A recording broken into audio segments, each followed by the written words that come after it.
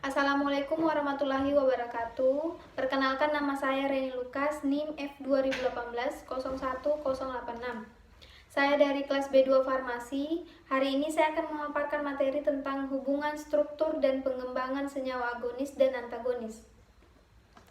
Adapun materi yang akan dibahas yaitu yang pertama tentang agonis dan antagonis, yang kedua kombinasi obat, yang ketiga antagonis pada fase farmakokinetik, yang keempat antagonis pada fase farmakodinamik, dan yang kelima hubungan struktur kimia senyawa agonis dan antagonis kompetitif.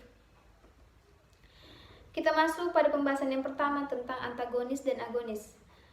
Yang pertama, senyawa agonis adalah senyawa yang dapat menghasilkan respon biologis tertentu serupa dengan senyawa agonis endogen.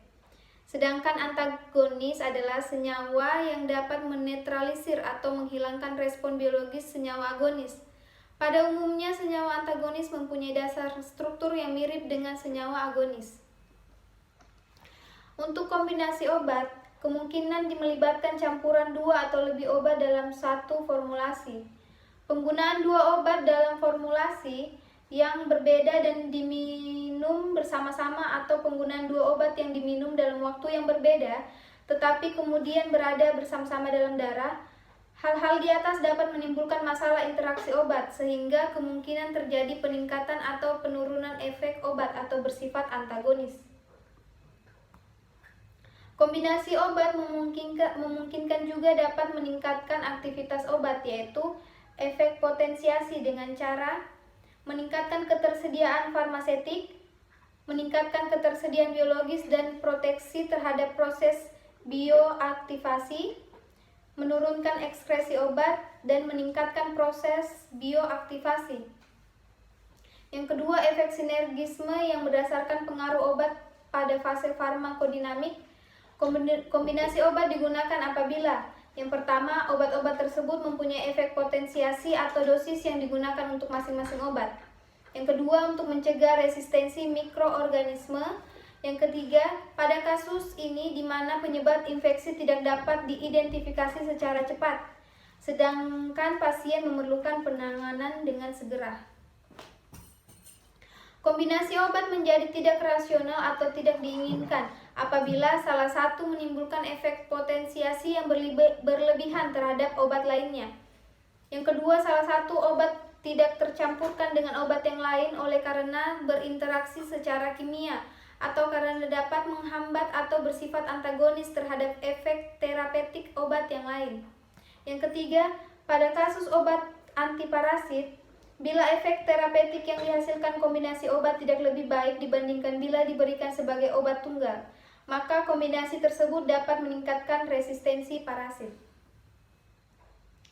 Kombinasi obat kemungkinan juga mempunyai kerugian oleh karena tidak ada fleksibilitas dosis, sering terjadi dosis yang diberikan tidak cukup, dapat mempengaruhi identifikasi atau diagnosa penyakit. Toksisitas salah satu obat mungkin mempengaruhi dosis terapi dari obat yang lain.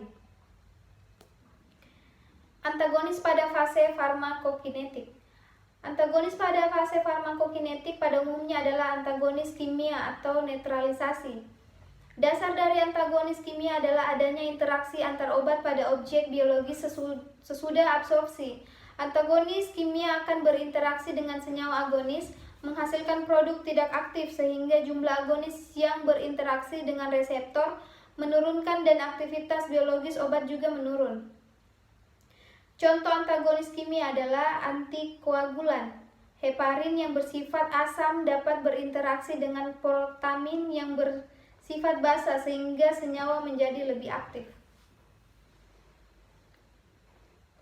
Antagonis pada fase farmakodinamik adalah antagonis yang mempengaruhi proses interaksi obat reseptor sehingga respon biologis obat menurun. Antagonis berperan pada proses biokimia penting atau melakukan pemblokan pada reseptor spesifik. Interaksi dapat bersifat yang pertama antagonis kompetitif, yang kedua antagonis non-kompetitif, yang ketiga kombinasi antagonis kompetitif dan non-kompetitif, yang keempat antagonis fungsional dan fisiologik, yang kelima antagonis irreversible, dan yang terakhir antagonis tipe yang kompleks. Hubungan struktur kimia senyawa agonis dan antagonis kompetitif. Agonis dan antagonis kompetitif mempunyai afinitas terhadap reseptor yang sama dan yang berbeda adalah aktivitas intrinsiknya. Metabolit dan antimetabolit, agonis dan pemblokan selektif, hubungan struktur kimia agonis dan antagonis irreversibel selektif.